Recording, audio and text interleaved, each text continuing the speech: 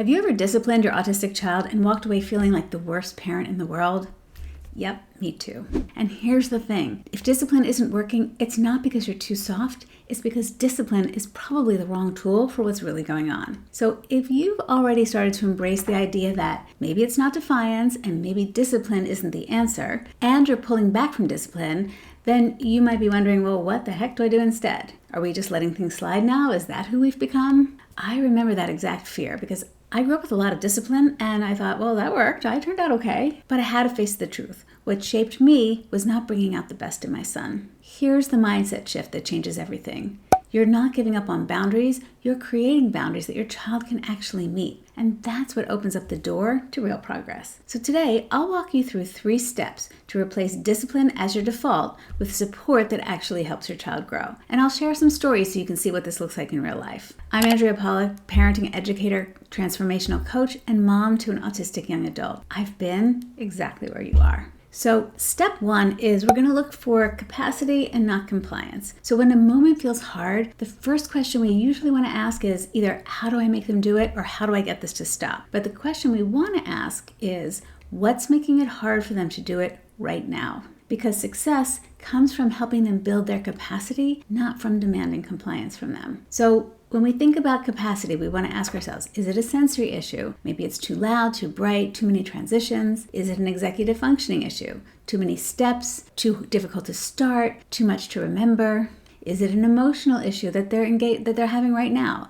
right? Anxiety, frustration, or are they just tapped out of emotional energy right now? Now, maybe you're thinking, I've already thought about these things and nope, he's just being obnoxious. And I get it, I do. But here's the reframe. Obnoxious behavior is often just distress in disguise. So even for fully verbal kids, sometimes obnoxious is the only language they have in that moment. So let's use homework as an example because this happens a lot, right?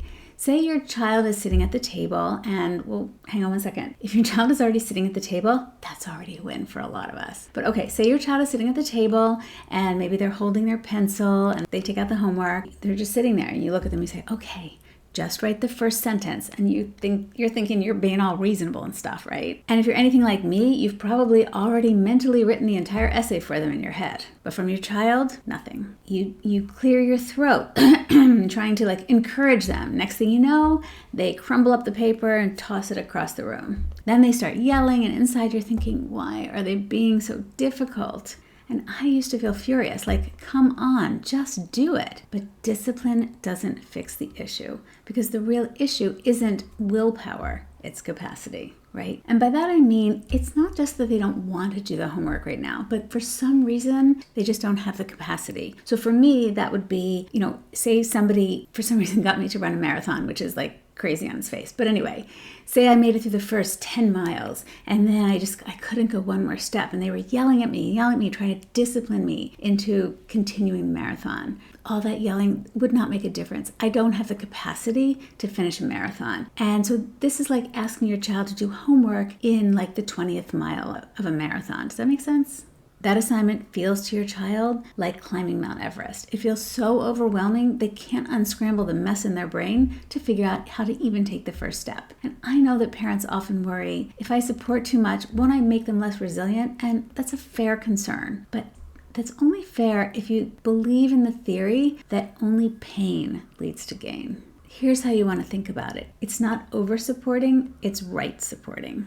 That's the shift from they won't do it to they can't do it yet. So the concise idea you want to have in your mind to help you remember is that discipline might control behavior, but support is the thing that grows skills that helps them get past this behavior in the long run. So step 1 was figure out what part of the situation your child is in is difficult for them. Then step 2 is build that bridge of support to help them succeed. Once you know what's hard, you can build supports that make success possible. The most important thing is to co-regulate first, which means we have to self-regulate, right? So make that a priority. Take the moment, take the deep breath, step aside, whatever you need to do to regulate yourself, because you are going to be forced to co-regulate with your child. You want to think of it as you want to connect with your child before you redirect or correct them. Once you've co-regulated, you want to think about what can we change about the routine, for example, that might make the situation easier. So say, for example, your child has a really hard time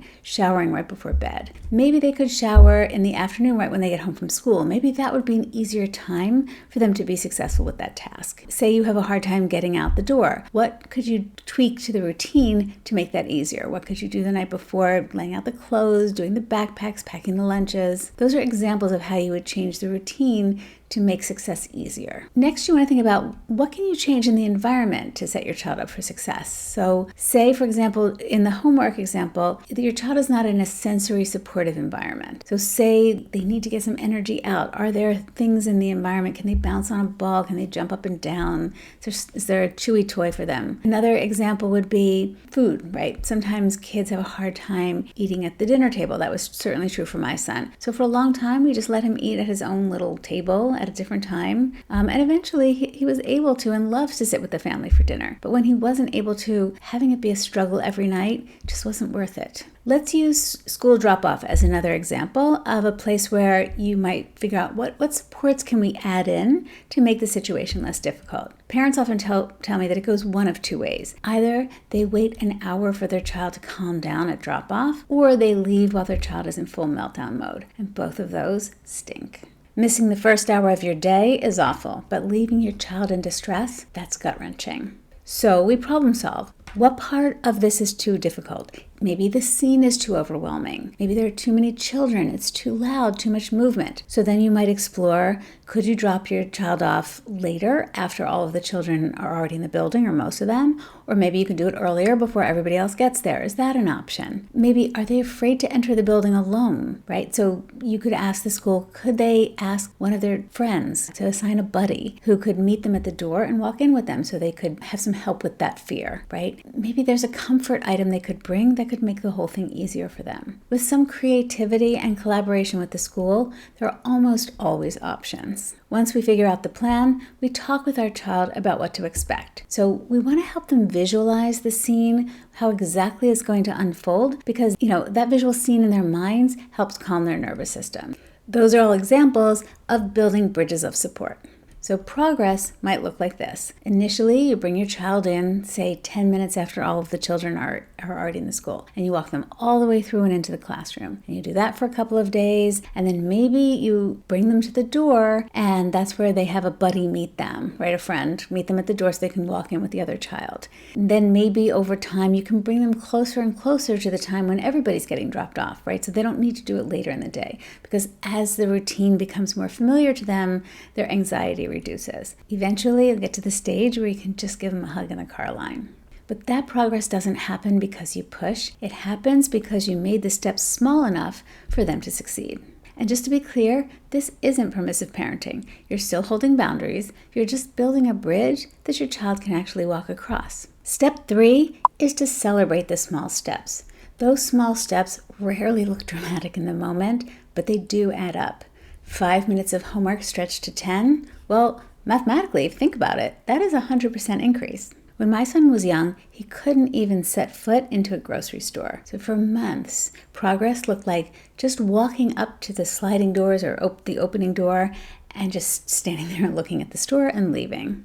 After practicing that, we practiced just walking in. We'd literally walk through the door, turn around, and leave, because that's what he could handle. Eventually, he was able to go in, go directly to one preferred item, pick it up, buy it, and leave. But again, these were the small steps, and this took a long time. But one day, completely unprompted, he was able to walk in, pick up a basket, walk through, get his preferred item, and, tolerate being there a little longer. And it felt like it was all of a sudden, oh my gosh, suddenly he can do this. But it wasn't. It was months of tiny supported steps.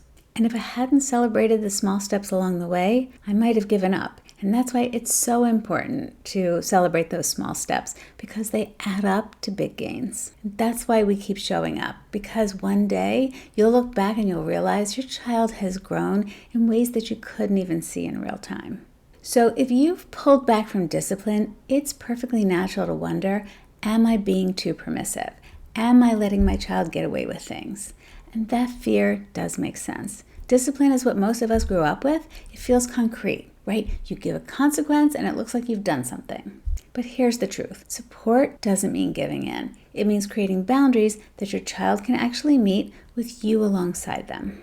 Discipline might stop a behavior in the moment, but support builds skills for the long term. One is about control and compliance. The other is about growth and capacity.